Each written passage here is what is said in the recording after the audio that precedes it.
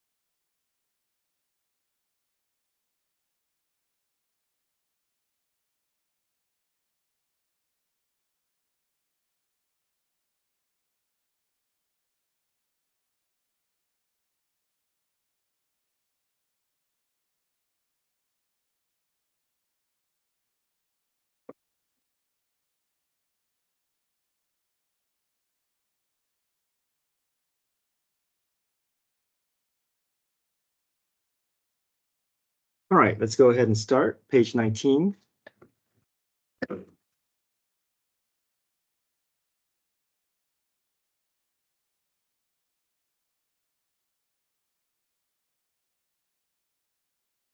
Okay, on X below, sketch a slope field for the given differential equation at the 9 points indicated. So we just have to find the location of this order pair and then take that order pair, put it in for the X and Y, and just make our best estimation in terms of what that slope is, or representation of that slope, either positive, negative, slope 0, or undefined. In this case, we're not going to see any undefined slope because there's no variable in the denominator, but if there were, anything that causes the denominator to be 0 will be undefined. Undefined, we don't do a vertical line. We will leave that that order pair an empty space. Okay, so -1, 2, -1 minus 3, that's a negative value. And then 2, 2 times 1 minus 1 is positive, negative times positive is negative. Okay, just going down the line here.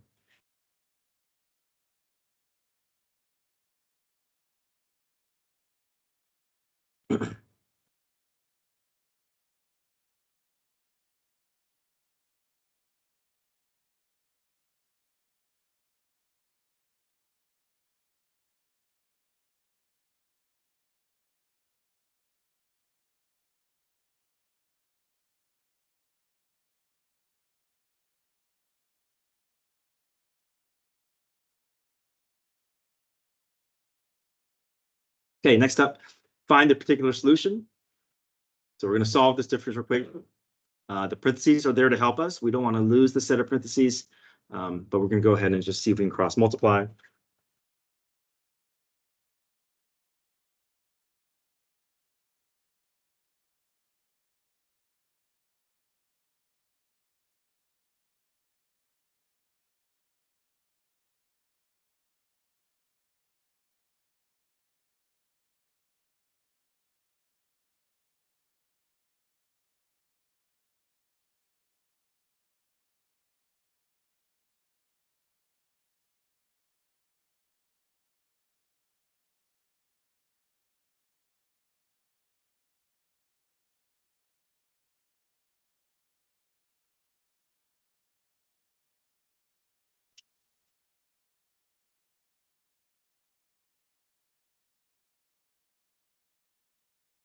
Okay, we know that we have two things that are not going to move. These two dy dx's are in the right places. The only thing left to do is, do we have any variables that's out of place? The x cubed minus 3 looks like it's in the right place. It's on the same side as dx, so that's good. It's the 2y minus 1 that needs to move, so we need to divide both sides by 2y minus 1.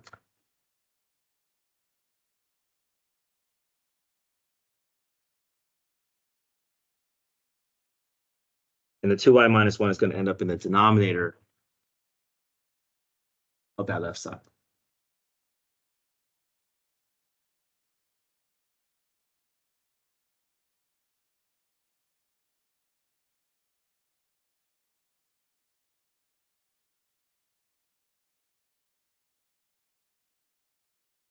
Okay, question so far?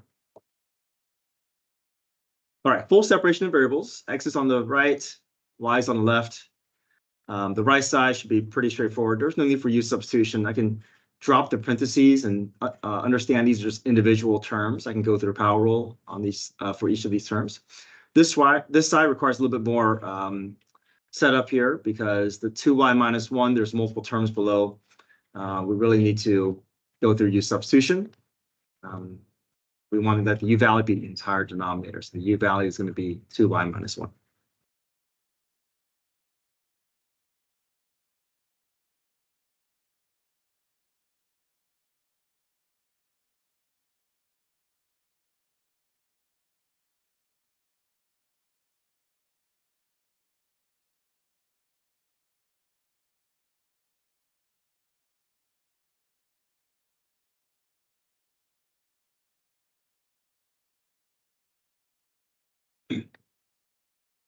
Okay, we make our substitutions. The 2y minus 1 gets replaced with u.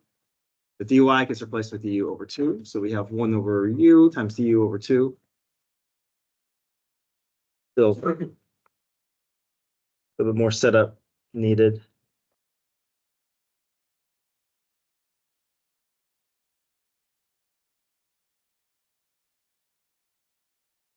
Pull the 1/2 out in front.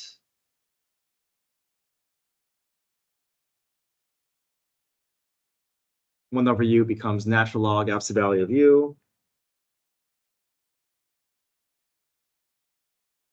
which is 1/2 natural log absolute value of 2y minus 1. And the right side was power rule. Doesn't require as many steps. So if I do power rule here, I get x to the 4th over 4 minus 3x plus c.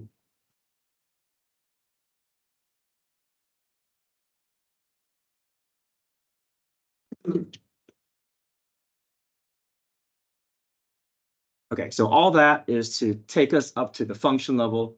We're done with the calculus. The rest is cleanup. We got to solve for y, we got to solve for c.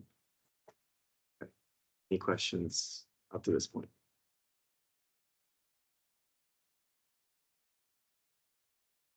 Okay, so I'm gonna focus my attention on trying to solve for y first because of that natural log there. So I'm going to undo that 1/2. Then I can raise both sides with base e. That 1/2 is kind of getting in the way a bit. So if I multiply everything through by 2, I can basically transfer that 1/2 over to the right side. So I'll multiply everything through by 2. Now I want to get this left side cleaned up so that that 1/2 is not in the way. I want e and natural log to work together, but I need to move that 1/2 first. So if I multiply everything through by 2, the 2 and 1/2 will go away. The 2 and 4 will become 1/2. Then the 2 and negative 3x becomes minus 6x.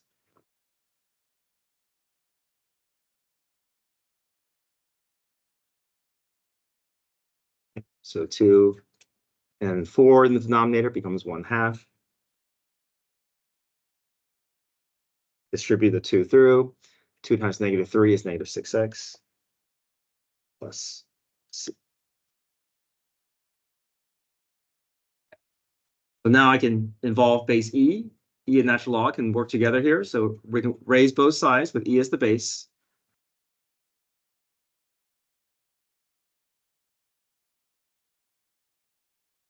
You know these will work together to cancel each other out. Let me reset up here. So this goes away to just be absolute value of 2y minus 1.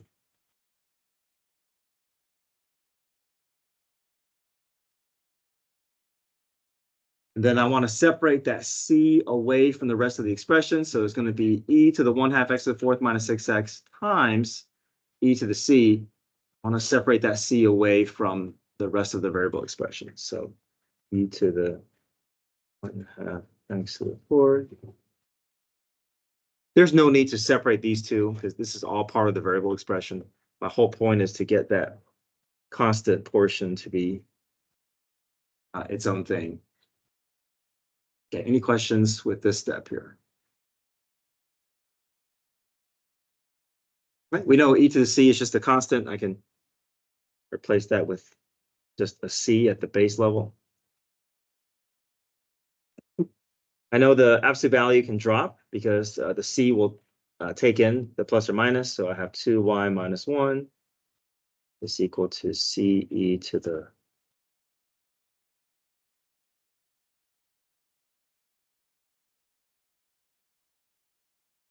okay. I'm going to solve for y here. So I'm going to add 1 to both sides, divide both sides by 2. Once I get that y by itself, then I can focus on my last step, which is trying to get that c replaced with a number.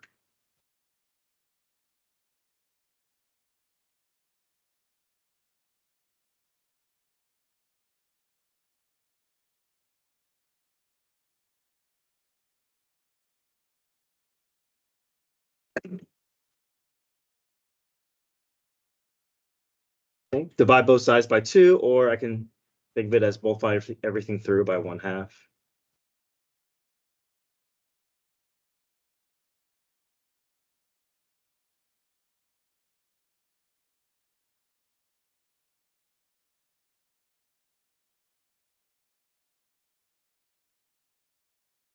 And the 1/2 and the c is basically a constant times a constant, which will still be a constant. So I can drop that 1/2 and let that c take in that 1/2.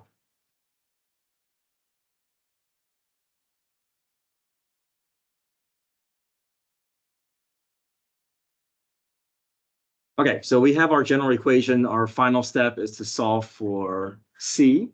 So 0 in for x, 1 in for y. See if we can solve for c here.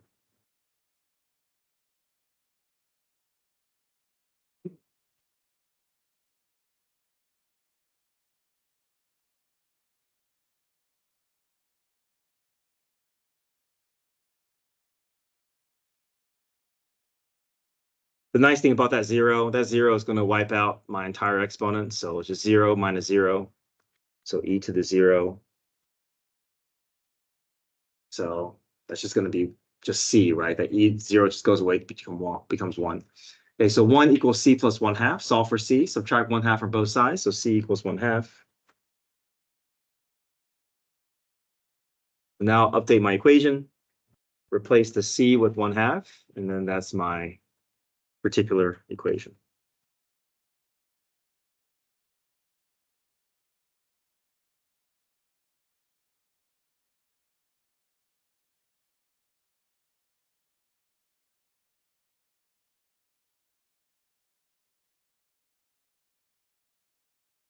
Where does that 1/2 in front of the CE go?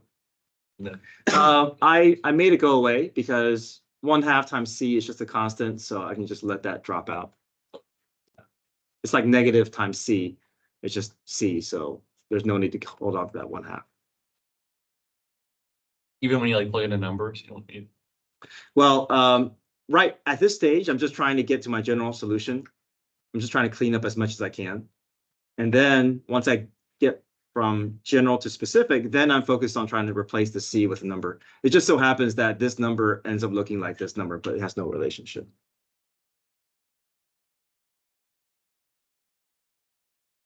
Okay, part C, find the equation of tangent line. So tangent line is a linear equation. We need to find what information do we need if we want to build our tangent line.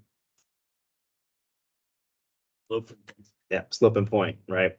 So the point is, they say when x equals 0, do we know what the y value is when x is 0?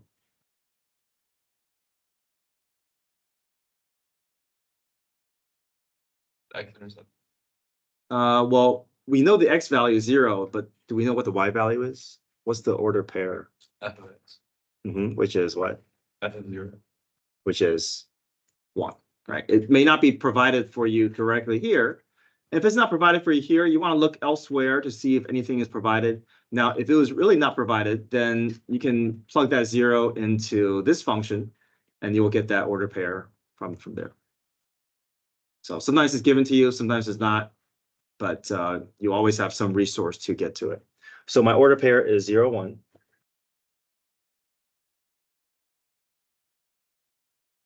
Okay. How can I find my slope?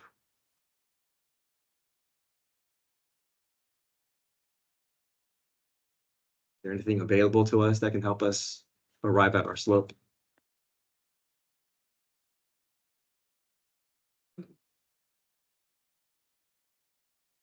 What do we have?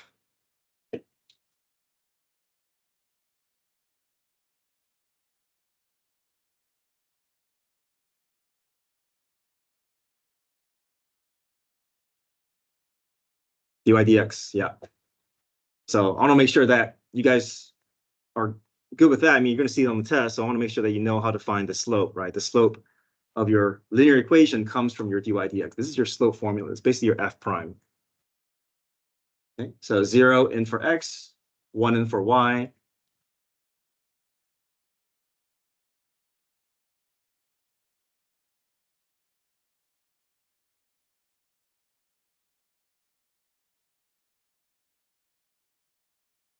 So that's 0 cubed minus 3, which is negative 3.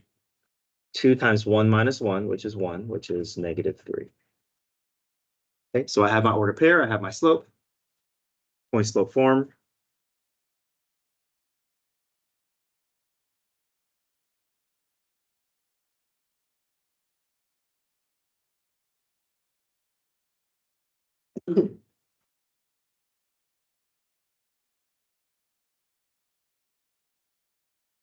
Okay, so this is my linear equation. I can leave that 1 there, I can move it to the right side. And now, how do I do linear approximation with that f of 0.2? Plug it into the X. Of your linear equation, yeah.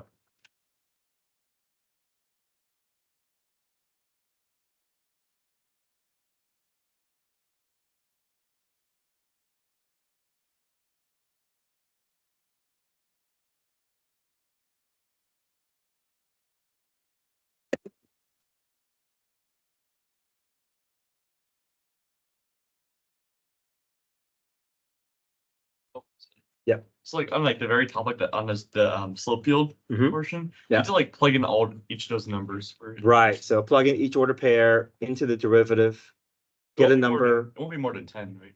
Yeah, just a few. It'll take but a minute to do.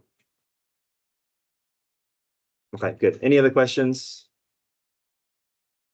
So these are going to be linked together with your solving differential equation, equation of tangent line, linear approximation. Are we comfortable with each of those things? It's one thing on like part B. Mhm. It's like where there's like one E on one side of the problem, but you made it 2 E's with like different exponents. About that. Yeah, which part? Right here? I think it was that part like very top of the third column, yeah. Right here, yeah. So we know that e to c, this is e is a number like 2.7.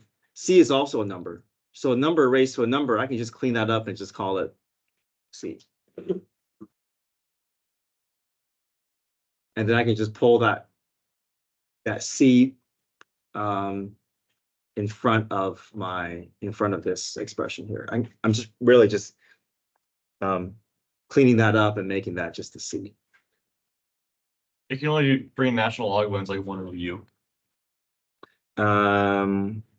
Right. We only do natural log if it's 1 over u.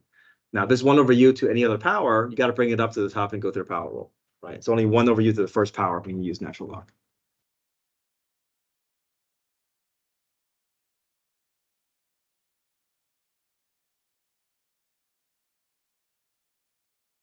Okay, number 2.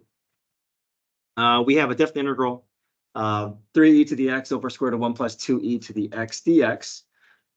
Too many terms in the denominator. We know we can't split up into individual fractions. So our next option is u substitution. If we want to pick a u value, where's the good place to look for that? Denominator. And we would like to see a set of parentheses. So can we create a set of parentheses in the denominator? Make that square root of what? To the 1/2, right?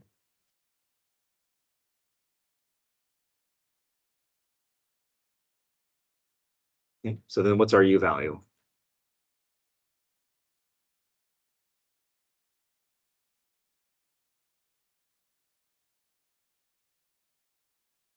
Yep, the portion inside the parentheses, right? So we start making our substitutions or going to use substitution.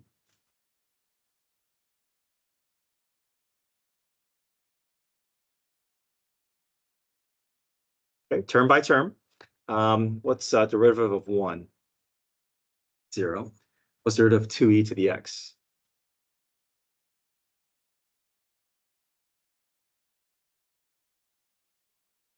E to the u's derivative is just e to the u times u prime, right? That x won't produce anything but a 1, so it's just e to the x with the 2 in front, so it changes, right? Just 2e to the x. Cross multiply.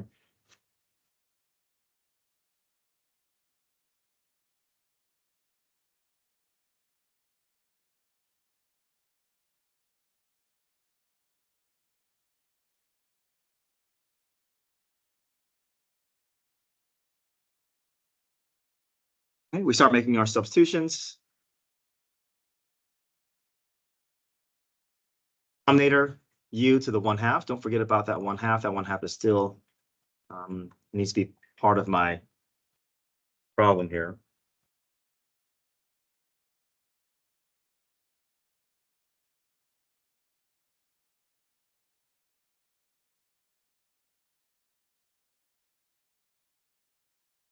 All right, do the x's go away?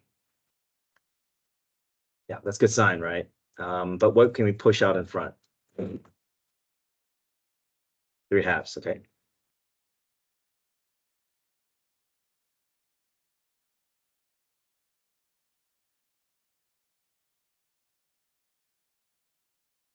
Okay, what rule do we use for this?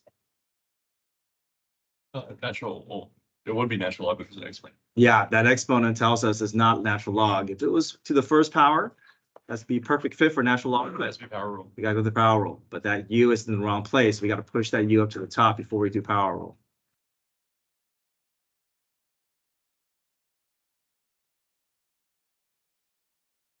Negative x.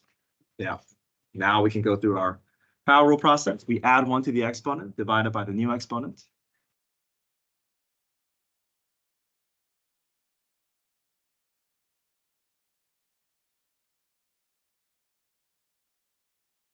Negative 1/2 plus 1 is 1/2. Whatever exponent we come up here, put it below. And then plus c.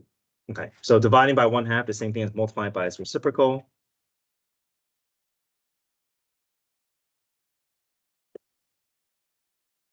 Two's canceled out. I'm just left with a 3.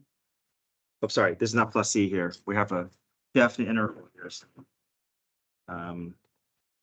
We need to evaluate the bounds eventually.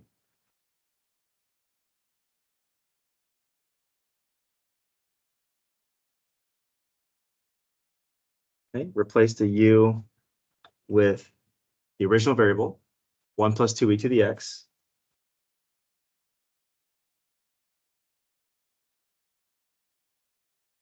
Now we can do the half bracket to indicate we're ready to involve the bounds. What gets used? What gets inserted first? The 3 or the 0? Yeah, upper bound, right? Upper bound first.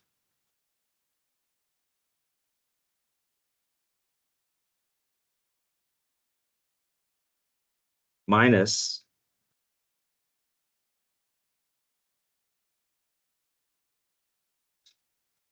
and this is sufficient. You don't have to go, you don't have to clean anything up after you evaluate the balance. The only time you have to definitely clean things up is if there's any trig involved. You got to get that trig out of and then into ratio form. But this is considered, you know, this free response, you'll get full credit even on AP exam. There's no need to clean up.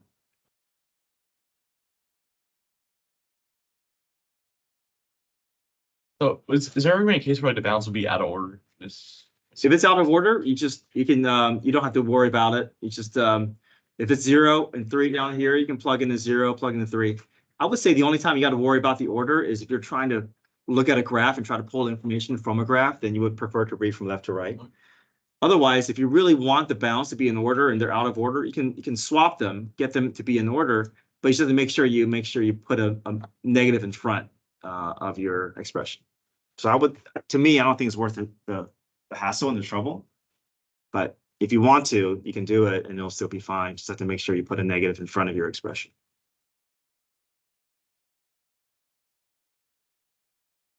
Okay. Next page.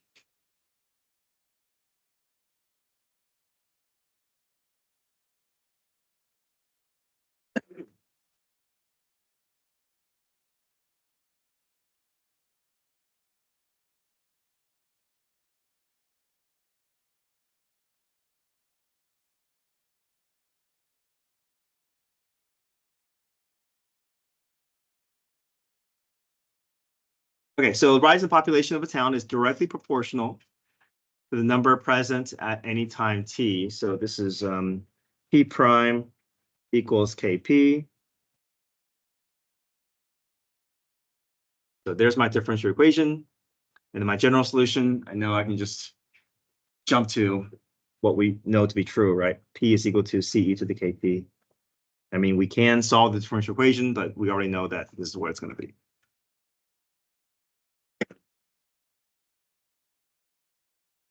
Okay, part B, population doubled in 50 years between 1920 and 1970. In 1998, the population was 75,500. What's the population, or what was the population in 1920? So I like to create sets of order pairs. well, the time's always the X value. Yeah, time is always the X value.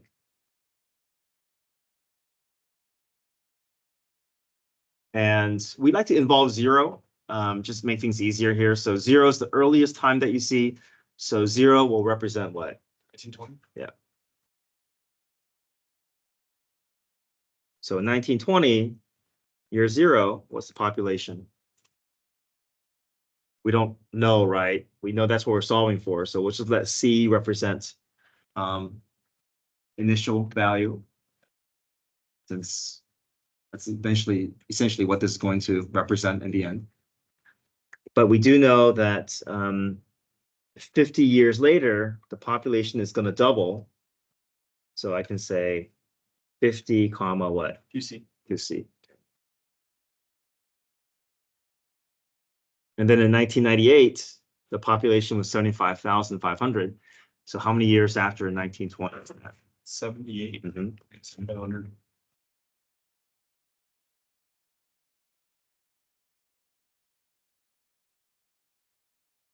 Okay, so we have a series of order pairs. The reason why is because we needed to use to solve for K. In this case, we're not going to be able to solve for C. I mean, if we can plug in 0C, we're still going to be left with C undefined. It's not going to help us move forward much. So we'll go ahead and start with the second order pair here, the 50 and 2C. The 50 I can insert for what? For which variable? T, right? And then the 2C will replace which variable? Population. Yeah, the P. Okay. So I'm just using that equation there.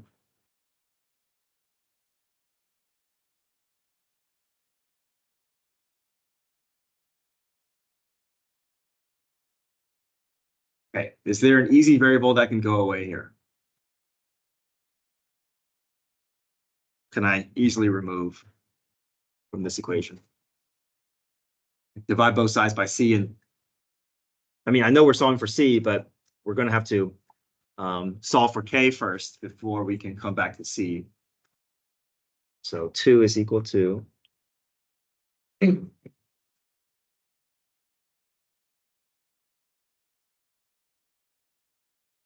right, I want to solve for K, but K is stuck in the exponent. What can I do to both sides to allow that exponent to come down? Take the what? Natural log, right? Natural log allows exponents to freely move to the more favorable position here. So we'll take the natural log of both sides.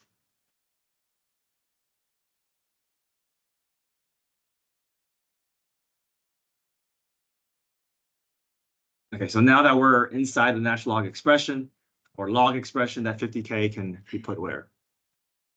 In front. In front, yeah.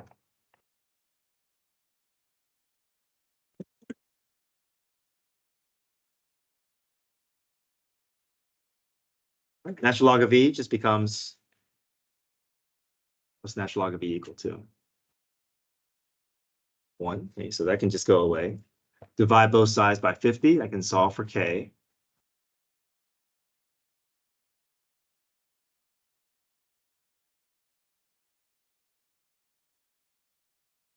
Right, so now I have my K value. I'm going to hold on to this exact value. I don't want to do a decimal just yet because I'm still halfway through the problem. I want to keep my accuracy as best as possible. So I'm going to hold on to that value, and I'm going to go back and update my general equation.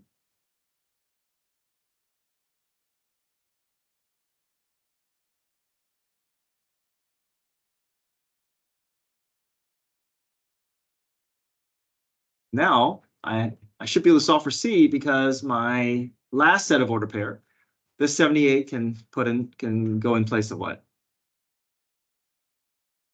T. And then the 75,500 can go in for the P.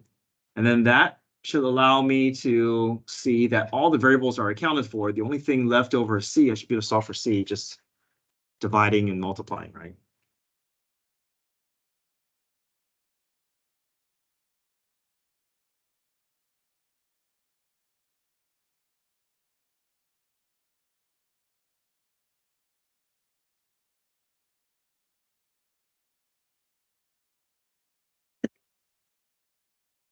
So this E to the natural log or 50 times 78, that's just some number that we can find. And we just take that number, divide it over to the other side.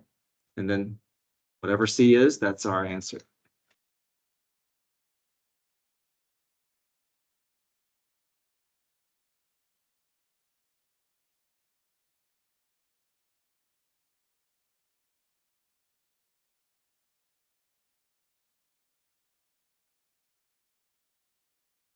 You're gonna plug in the 0? I'm sorry? You're gonna plug in the 0 for easy. You're trying to find 1920s population. Right. So I think if I just solve for C, I should be able to get my C value, right? So I'm just going to enter this in the calculator and see what number I get out of that.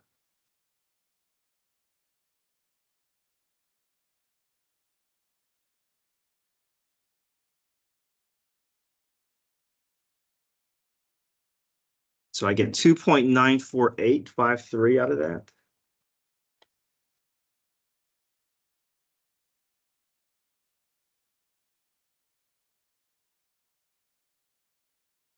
Divide that over, and then there we have it. We have our C value.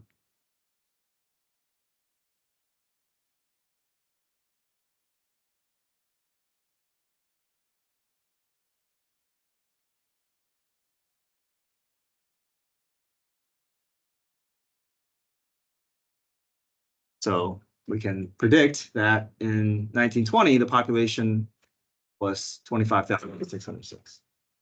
Did you write it out like in 1920? This is the population. Like, Yeah, any way you want to write it. Yeah. we're eventually gonna get to that trig problem at the bottom. I'm sorry. We're eventually gonna get to the trig problem at the bottom. Yeah. Mhm. Okay.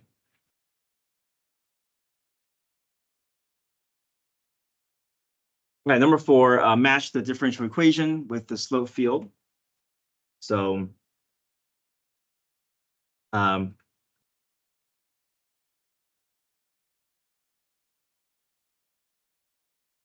we can list out a couple of things that we like to look for. Slope zeros.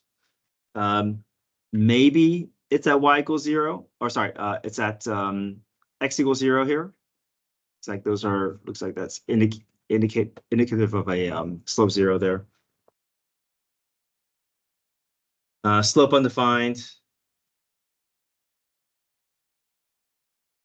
No, it could be the y-axis, it could be the x-axis, but it also could be hiding slope 0 as well. So we don't really have a for sure answer. Positive slopes. Let's see. So positive slopes, I see quadrant 1 and quadrant 4 being positive slopes. And the negative slopes, I see quadrant 2 and quadrant 3.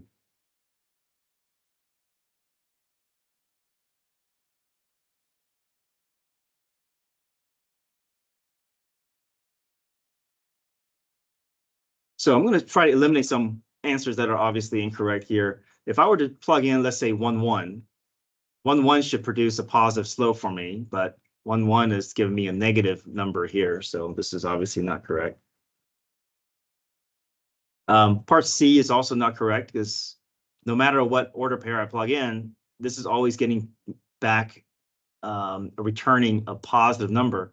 But we do see a collection of positive and negative slope segments, so this can't be right.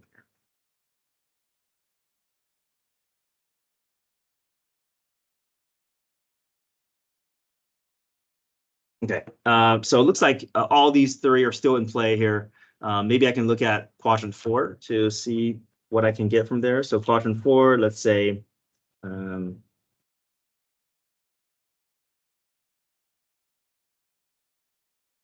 -1. You know, that should be a positive slope there. 1, 1, -1, if I were to plug in 1, -1, D will give me a negative number, so that's not quite right. So we're down to x over y squared or y squared over x. If we look at how the slope is progressing, looks like it's, at least in the first quadrant, it's getting steeper and steeper as the x is increasing. So if I did, or even the one below, but I can do like 2, 2, 2, 3, 2, 4, 2, 5.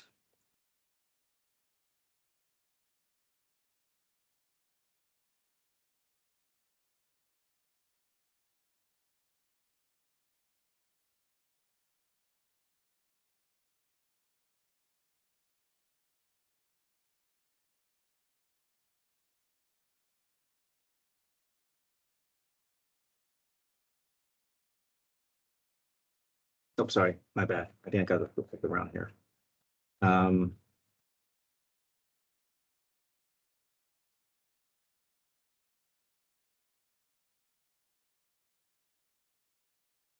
Right. If I were to plug in 2, 2, 3, 2, 4, 2, 5, 2, if I were to use this E here, I would get 4 over 2.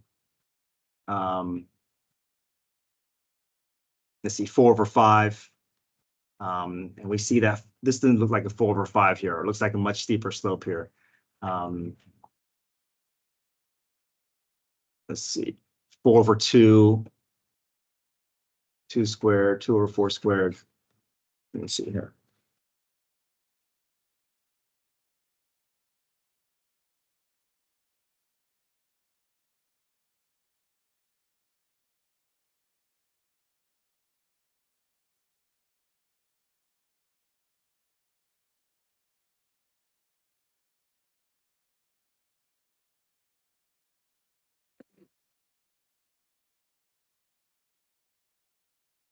X and Y squared.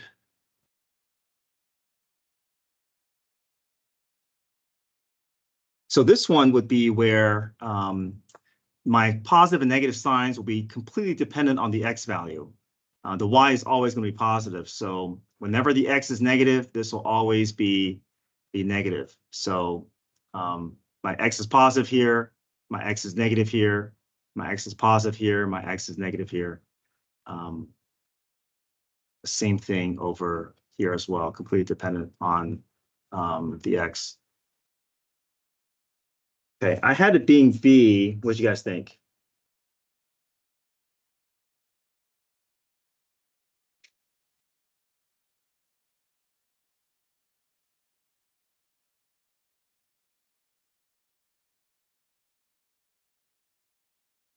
There's some more order pairs here.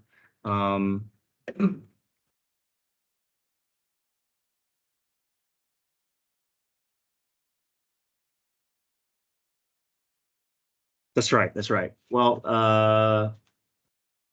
right. So when x is equal to 0, slope is 0. When x is equal to 0, right? All this should be empty, right? Yeah, that's a good point.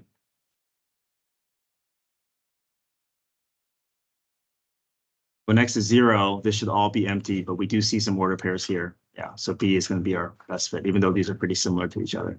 Well, because it does increase the value as it goes left, right. Right. Also, these are all showing me slope zeros, right? And slope zeros, if it was E, then this should be empty, right? Because when x is 0, it should be empty here, but we do see slope zeros there. Also, undefined when y equals 0. Yes, kind of, but then we don't know if it's a slope 0 hiding behind the axis or whether there's nothing there. So you always assume that there is. Right. So we always want to just be safe, because I mean we're kind of playing a guessing game if we're counting on this being one thing or the other. Okay, number 5 here. Sine of pi x over 3 minus cosecant of 5x. We can treat these like two separate problems here. Both of them would require what? Okay, require their own. What do you notice about what does the parentheses kind of tell us we need to do here? Yeah, u substitution, right? And the u substitution is going to be two separate u subs, so it's going to be two separate problems. They're not going to be, these are two disconnected problems, so we're going to pretty much treat them independently. And then in the end, we'll just merge the answers together.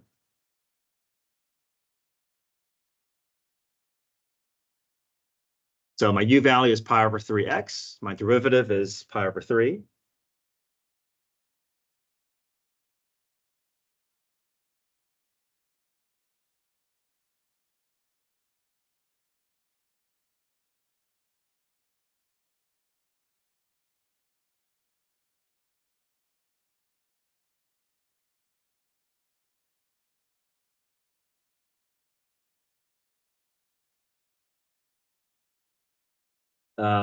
Parentheses becomes u here, so sine of u times 3 over pi du. Okay, we can push that 3 over pi out in front. Let me get the right side up to speed as well. My u value here is 5x.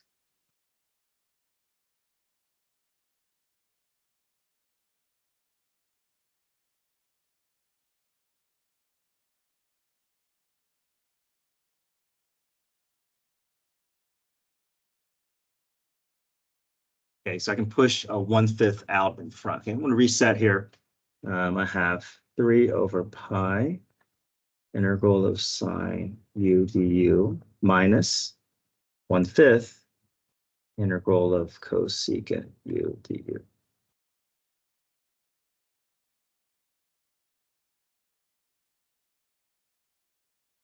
Everybody okay so far? Okay, we take our antiderivative rule. Sine becomes what? It's one of our original rules here. Sine becomes negative cosine. And the cosecant is one of our newer ones. It's the one involving natural log. Negative natural log. absolute value of cosecant of u plus cotangent of u plus c. Okay, so we basically have our antiderivative. We just have to replace the u. Now, the first u is coming from the sine. The second u is coming from the cosecant. So make sure that we understand these are different u values from different problems.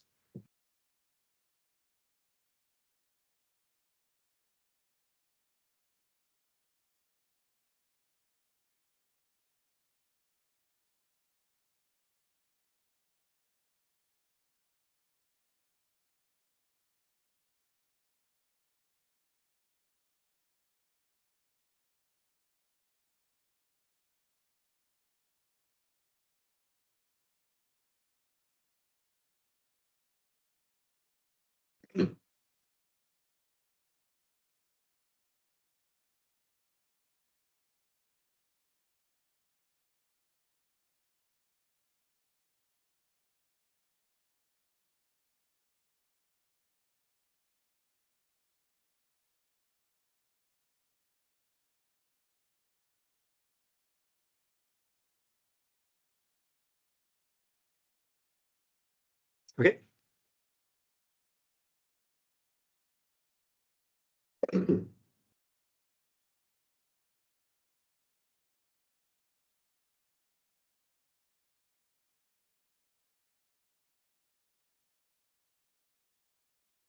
All right, number 6. Here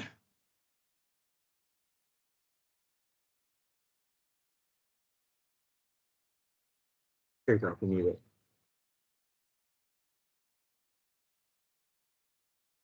All right, number 6. All right, how can we tell, looking at this problem, what type of category this is? The denominator is square root. Mm-hmm. Something about the degrees here. Oh, the degrees are higher than denominators. You can't do substitution. Yeah, there's a gap, right? There's a degree 4. We're not going to pay attention to that square root there, but it's degree 4, degree 1. That's a gap. With the denominator being the higher degree, we know this is going to be a arbitrary problem. So we see the inside the u value being the positive one. So this is going to be arc secant, not arc sine. So we're working towards arc secant here. But if we want to do that, we want to make sure that we get our parentheses to show up in our radical, right? We need to have 2 sets of parentheses so we can pull our u and a value. Right now, if we're trying to pull our u and a value right now, we're not going to get those correct because they're not in the proper form. So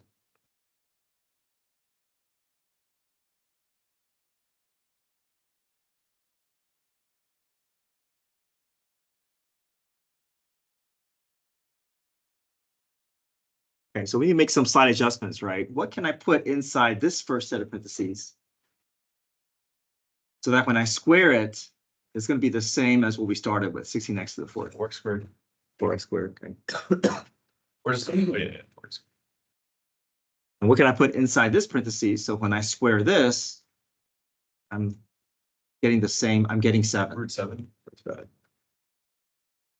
So we go through this exercise because otherwise we would not be looking at the correct a and u value. Now what's inside the parentheses is our a and our u value. Your u is the variable and your a is the constant.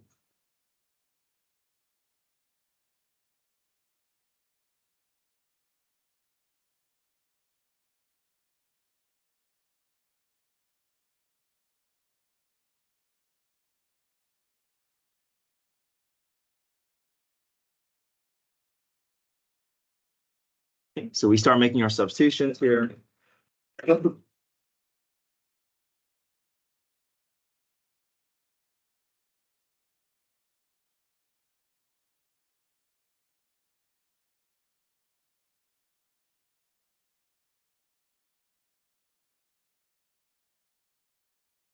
Looks like I also need a u value in front of my square root for arcsecant. So I'm going to replace this with u, but the x's will cancel out. That's nice. The 3 and 8 can be pushed out in front. So let me rewrite this, what I have so far.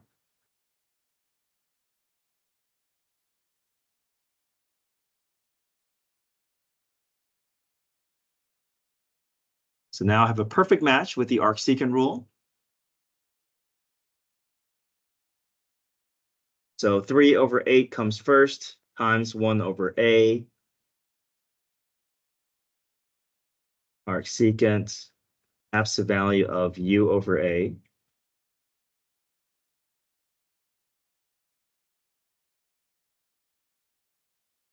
Let's see. No need to clean up. This is fine.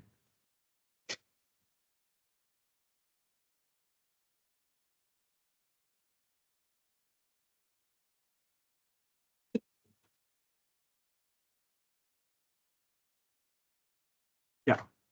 Yeah.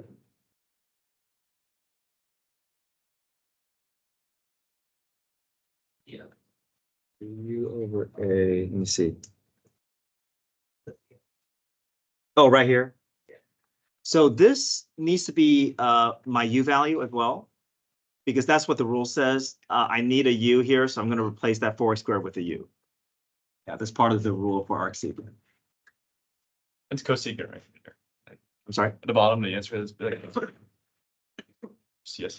Arcsecant. Arcsecant. Okay. Arcsecant, yeah. All right, next up, 7/x² plus 16x plus 67. Can you tell what type of problem this is?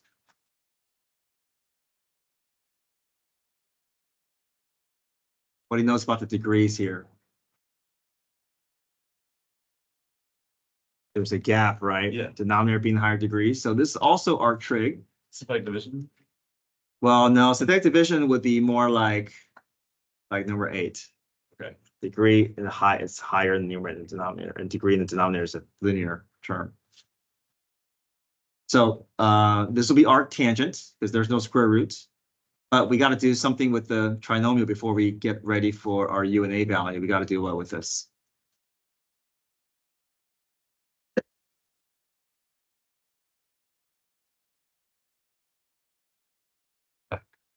Yeah, complete the square, right? We got to get that complete square so that we can isolate that u and a value a little bit cleaner, because right now it's not showing us u squared very easily. So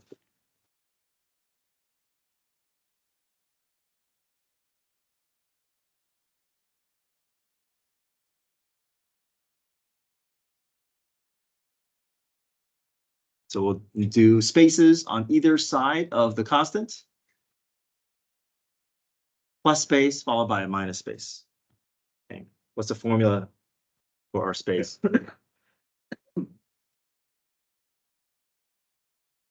b/2 squared, right?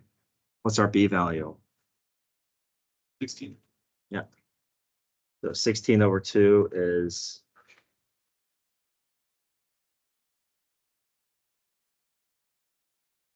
8, right? And 8 squared is 64.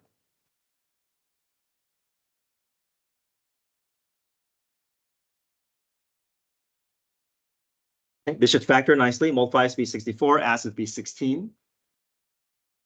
Positive 8 and positive 8.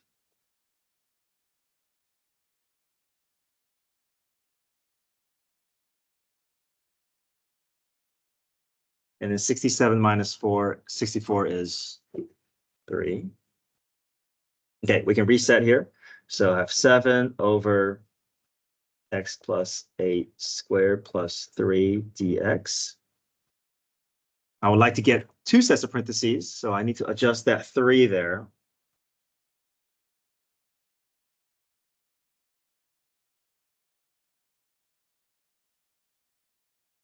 X plus 8 looks like that's ready to go. That's the whole point of complete the square, so that we can get that u value to be showing us what we can place inside the parentheses. And the 3 needs to be adjusted. We need to make that 3 a what? Inside the parentheses. Square root of 3. So we have our u and a value here. Our a is √3. Our u is x plus 8. Derivative is 1. We make our substitutions, put everything in terms of a and u. We can push that 7 out in front.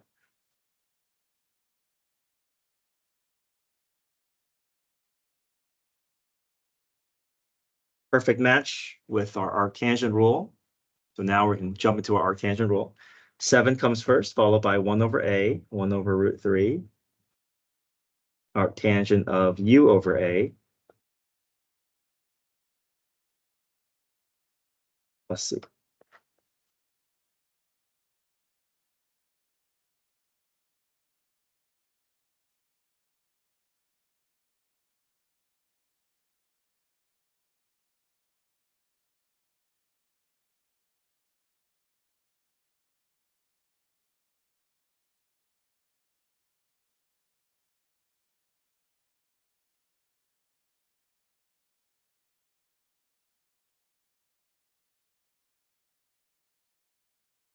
Okay, number 8, we see 2x cubed minus 5 above, x plus 1 below.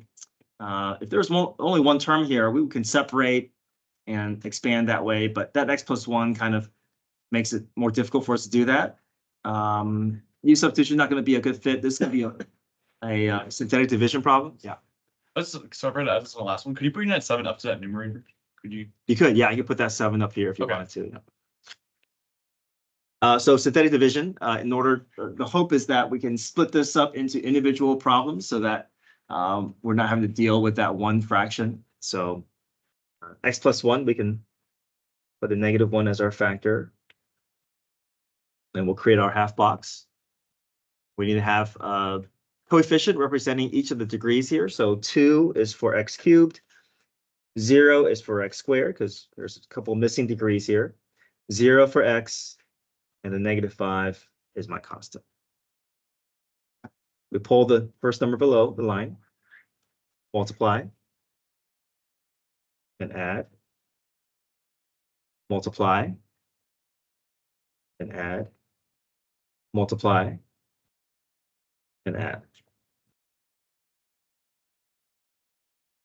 Okay, so we started off with x cubed, but things will drop, right? So now we're going to be starting below the line with x squared, followed by x, followed by the constant, and then the last is the remainder. The remainder, you put that -7 over the divisor. Remember, this is not the end of the problem here. We haven't done any calculus yet. We still have to worry about how to do the calculus here. But the nice thing is that these are all separate terms. We can treat these independently. We can do power rule for each term, and the u substitution for the last ends up being natural log there.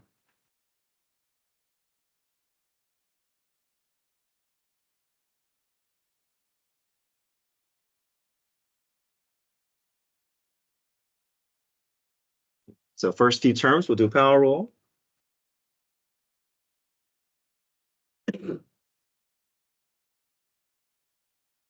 Last is u substitution, u being the x plus 1, but it really ends up being 1 over u du with the 7 as the coefficient. So 7 natural log of x plus 1.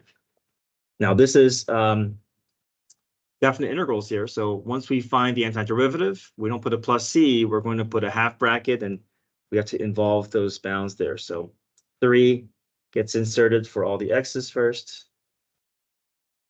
There's no need to clean up. We just have to just show how these numbers are going to be applied.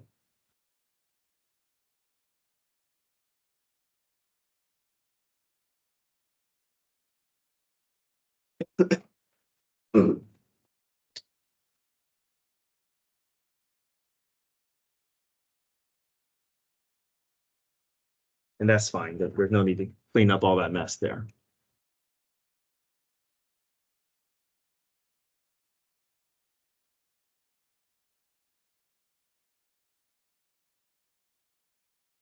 Okay, number 9. We know that this is too messy to handle. We got to go through u substitutions. Something that we can do to make this a little bit cleaner to work with is this natural log of x cubed, that 3, we can actually bring that down in front so that we don't have to deal with that exponent there. So I'm going to first bring that 3 down.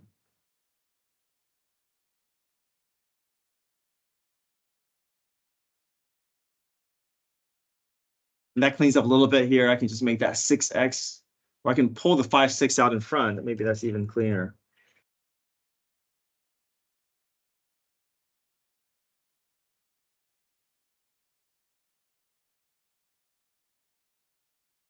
Okay, and then we know I got to go through U substitution. Our U value is going to be natural log of X.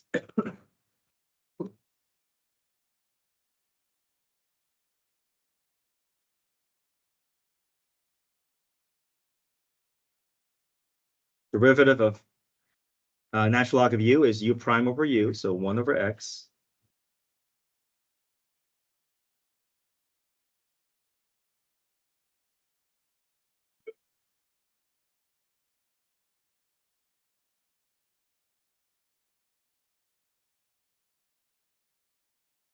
Make our substitutions, the X cancels out.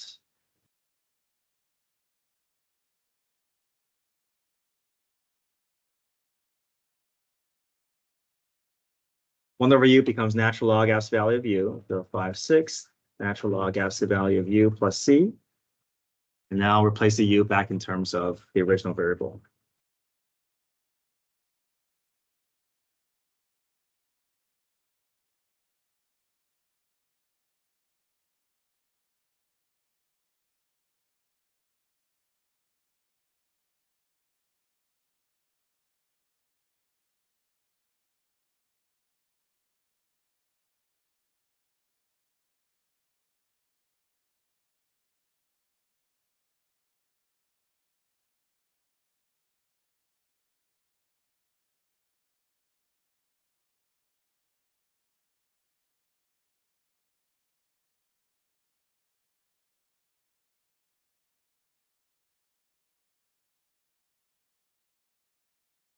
It'll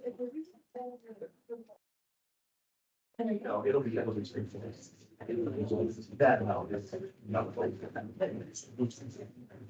This is worked out like doing a feedback, so it's, see, you know. I did, yes.